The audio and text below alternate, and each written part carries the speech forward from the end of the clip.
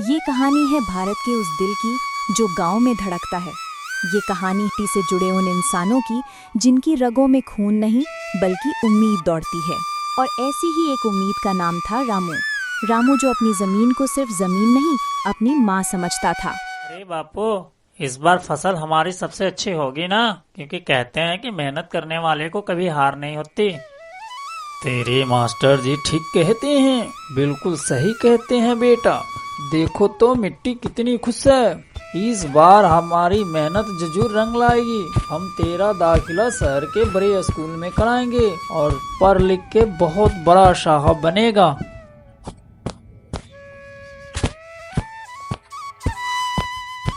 अरे बाप बेटे के सपनों की गाड़ी थोड़ी देर रोको, पहले रोटी खा लो। सुबह से पेट में एक दाना नहीं गया। बस पार्वती, थोड़ा काम और बाकी था। तू क्यों तकलीफ करती है? हम घर चले आते ना, हम वहीं आके खाना खा लेते। आपके लिए की गई मेहनत तकलीफ नहीं सुकून होती है। आसमान की तरफ देखती है, बस भगवान इंद्रदेव की कृपा बनी रहे। इस बार पानी समय पर बरस जाए तो हमारी सारी चिंताएं धुल जाएंगी। हर कहानी में जहाँ एक नायक होता है वहाँ एक खलनायक भी होता है। इस गांव की कहानी का खलनायक था ठाकुर विक्रम सिंह, जिसकी हवेली की दीवारें जितनी ऊंची थीं, उतनी ही छोटी उसकी सोच थी। मुंशी जी, इस बार किसी किसान का मोहलत नहीं मिलनी चाहिए। फसल कटे और लगान एक एक मेरी तिजोरी में आ जाना चाहिए। सूद का हिसाब बराबर लगाना, एक भी पाई कम नहीं होना चाहिए। किसी से हमदर्दी नहीं चाहिए हमको।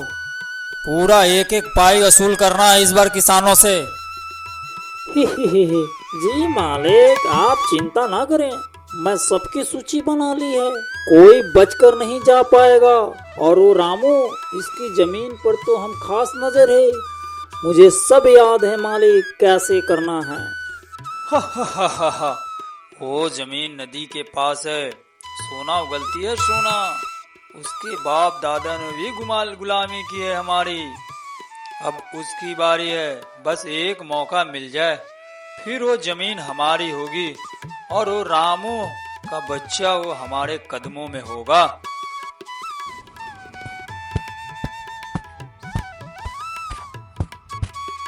लेकिन कभी-कभी इंसान की उम्मीदों पर कुदरत का कहर भारी पड़ जाता है।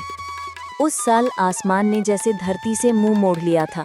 दिन हफ्तों में और हफ्ते महीनों में बदल गए, पर बादल का एक टुकड़ा भी नजर नहीं आया। अब खेत सूखे और बेजान दिख रहे हैं। जमीन में गहरी दरारें पड़ गई हैं। मुरझाए हुए पौधे मानो मदद के लिए पुकार रहे हों। रामू और पार्वती चिंतित होकर अपने सपनों को यूं बिखरते देख रहे हैं। पार्वती, इस बार लगता है कि इंद्रदेव हमसे रूठ गए हैं। सब कुछ चौपट हो गया। अब क्या होगा? हिम्मत मत हारिए, ऊपर वाला परीक्षा ले रहा है हमारी। आप हार जाएंगे तो हम कैसे संभलेंगे? हिम्मत कैसे रखूं? सिर पर ठाकुर का कर्ज है। लगान चुकाने का तारीख भी पास आ रही है। वो किसी का नहीं सुनता, बहुत जालिम है। क्या करें हम? राजू के सपनों का क्या होगा? जब पेट की आग और कर्ज का बोझ इंसान को तोड़ देता है तो वो अपना स्वाभिमान लेकर जालिम के दरवाजे पर पहुंच ही जाता है, इसी उम्मीद में कि शायद सामने वाले में थोड़ी इंसानियत बाकी हो। रामू डरा सहमा हुआ ठाकुर के सामने हाथ जोड़कर खड़ा है। मालिक, इस बार भगवान ने साथ नहीं दिया। सूखा पड़ गया, सारी फसलें बर्बाद हो गई। घर में खाने के दाने नहीं हैं। लगान कहाँ से दूंगा? बस अगली फसल तक का मोहलत दे दीजिए। मैं आपका कर्ज ब्याज समेत चुका दूंगा। आपकी मुझे बहुत एहसान रहेगा। मोहलत? तेरी हिम्मत कैसे हुई मोहलत मांगने की? तेरी 7 पुरखे हमारी गुलामी की है और तू मुझसे बराबरी में बात करेगा? बारिश नहीं हुई तो मैं क्या करूं? मैं ठेका लिया है क्या तुम्हारी फसलों का?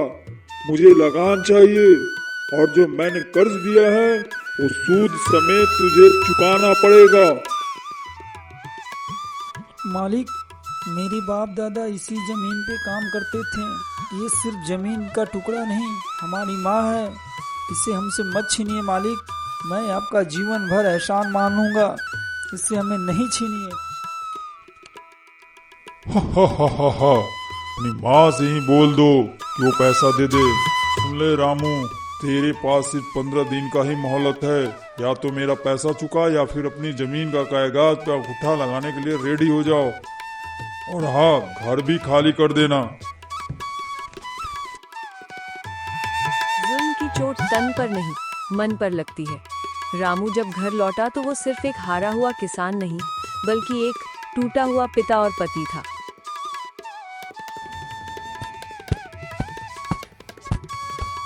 हिम्मत मत हारिए, ऊपर वाला परीक्षा ले रहा है हमारी। आप हार जाएंगे तो हम कैसे संभलेंगे? क्या करूं पार्वती, सब खत्म हो गया। जिस मिट्टी का खून पसीना से सींचा था वो अब हमारी नहीं रहेगी। हम अपने बेटे राजू को क्या मुंह दिखाएंगे, क्या उसे बता पाएंगे। जमीन का टुकड़ा गया है, हमारी हिम्मत और स्वाभिमान नहीं। हम मेहनत करने वाले लोग हैं, कहीं भी 4 रोटी कमा लेंगे। आप बस साथ रहिएगा, हम मिलकर इस मुश्किल से भी निकल जाएंगे। पार्वती का साहस देखकर रामू को थोड़ी हिम्मत मिलती है। वो अपनी पत्नी का हाथ थाम लेता है।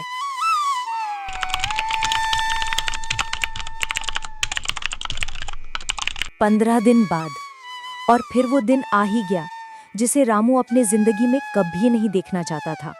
जुल्म अपनी पूरी ताकत के साथ उसके दरवाजे पर खड़ा था और इंसानियत दूर खड़ी तमाशा देख रही थी। ठाकुर विक्रम सिंह अपने मुंशी और कुछ गुंडों के साथ रामू के घर पहुंचता है। गांव के कुछ लोग दूर खड़े कानाफूसी कर रहे हैं। ठाकुर साहब माफ करिए, मैं आपका कर्ज नहीं चुका सका। कृपया करके मुझे एक और मौका दें ठाकुर साहब। मेरा बाल बच्चा नहीं तो भूखा मर जाएगा। अगर नहीं चुका पाओगे तो फिर तैयार हो जाओ। ये घर और ये खेत सब मेरा हुआ। चलो रे, इनको निकालो यहाँ से सब कोई। गुंडे आगे बढ़ते हैं। पार्वती और राजू रोने लगते हैं। रामू उनके सामने एक चट्टान की तरह खड़ा हो जाता है। रुक जाइए, हम खुद ही चले जाएंगे। हमें धक्के मारकर हमारी मिट्टी से जुदा मत कीजिए। हमसे इसकी पूजा की है, इसे बेइज्जती होते हम नहीं देख सकते। हम चले जाएंगे। रामू अपनी जमीन पर झुकता है, मुट्ठी में थोड़ी मिट्टी उठाता है और उसे किसी पवित्र प्रसाद की तरह अपने माथे से लगाता है। उसकी आंखों से आंसू बह रहे हैं। बेटा याद रखना, ये जमीन आज हमारे हाथ से चली गई, पर अपनी मेहनत और ईमानदारी कभी हाथ से मत जाने देना। यही हमारी असली दौलत है। हम फिर से अपनी दुनिया बनाएंगे, फिर से अपना घर बसाएंगे। रामू, पार्वती और राजू अपने थोड़े से सामान के साथ गांव से बाहर जाने लगते हैं। ठाकुर विक्रम सिंह अपनी जीत पर घमंड से हंसता है। उस दिन रामू जमीन हार गया, पर अपना स्वाभिमान जीत गया। वो एक नई सुबह की तलाश में निकल पड़ा था, क्योंकि वो जानता था कि जो मिट्टी उसकी रगों में है उसे कोई ठाकुर उससे नहीं छीन सकता। कहानी का अंत शायद दुखद था, पर हिम्मत की हार नहीं हुई थी।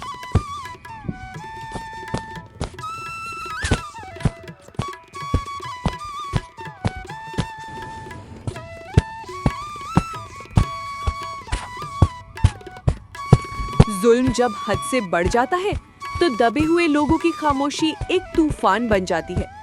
ठाकुर भूल गया था कि गांव सिर्फ मिट्टी और मकानों से नहीं, बल्कि इंसानों के आपसी रिश्तों से बनता है।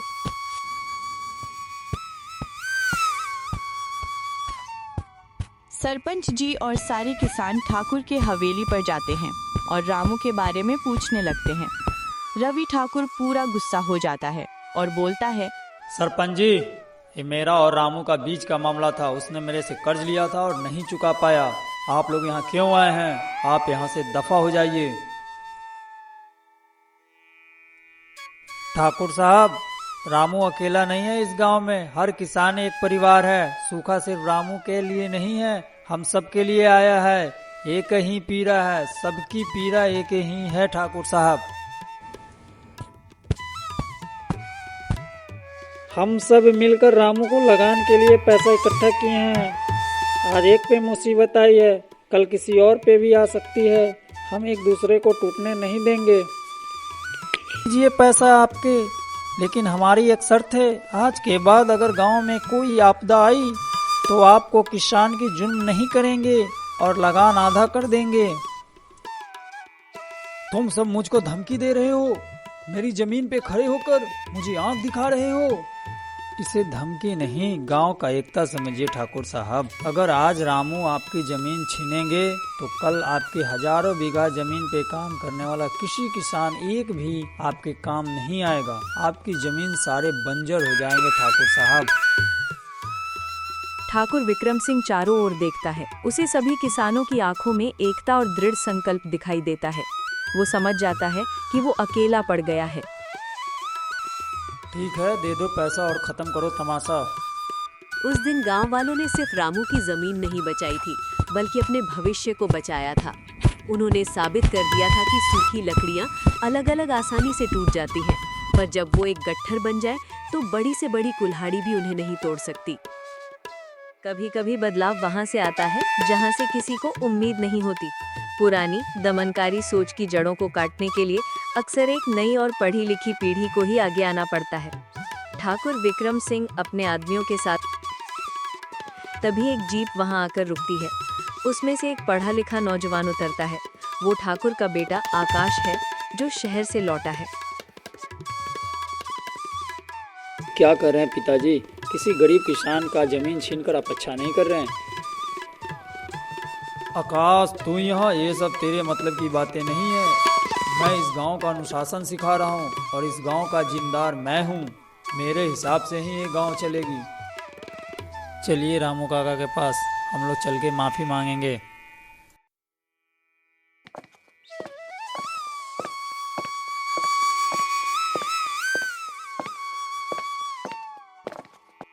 ठाकुर विक्रम सिंह और उसका बेटा आकाश दोनों मिलकर रामू के घर के पास जाते हैं। ठाकुर विक्रम सिंह रानू से किए हुए माफी मांगता है और फिर आकाश अपने पिताजी के सामने कहता है, पिताजी, मैंने शहर में एग्रीकल्चर की पढ़ाई सिर्फ डिग्री लेने के लिए नहीं की है। मैंने सीखा है कि कैसे विज्ञान की मदद से खेती को बेहतर बनाया जा सकता है। मैं चाहता हूं कि आप इन किसानों की जमीन छीनने की बजाय इनकी मदद करें। हम यहाँ सरकार की मदद से एक ट्यूबवेल लगवाएंगे और ड्रिप इरिगेशन सिस्टम लगाएंगे, जिससे कम पानी में ज्यादा फसल होगी। पागल हो गया है तुम? मैं इन पे और पैसा खर्च करूं? ये तो पहले ही मेरा कर्ज नहीं दे पा रहे हैं लोग। ये खर्च नहीं, इन्वेस्टमेंट है पिताजी। हम किसानों के साथ पार्टनरशिप करेंगे। आप पैसा और तकनीक लगाइए, ये अपनी मेहनत लगाएंगे। फसल अच्छी होगी तो आपका कर्ज भी चुक जाएगा और मुनाफा भी पहले से दोगुना होगा। गांव भी खुशहाल होगा और आपका नाम भी होगा। जुल्म से नहीं, इज्जत से कमाइए। रामू और दूसरे किसान आकाश की बातें सुनकर हैरान और खुश हो जाते हैं। ठाकुर विक्रम सिंह कुछ देर सोचता है। उसे पहली बार अपने बेटे की बातों में भविष्य की एक नई तस्वीर दिखती है। ठीक है, अगर तुम जिम्मेवारी लेते हो तो इसको एक मौका देके और देखते हैं। एक नई सोच ने पूरे गांव की तकदीर बदल दी थी। जहां कल तक सूखा और निराशा थी, आज वहां हरियाली और उम्मीद लहलहा रही थी।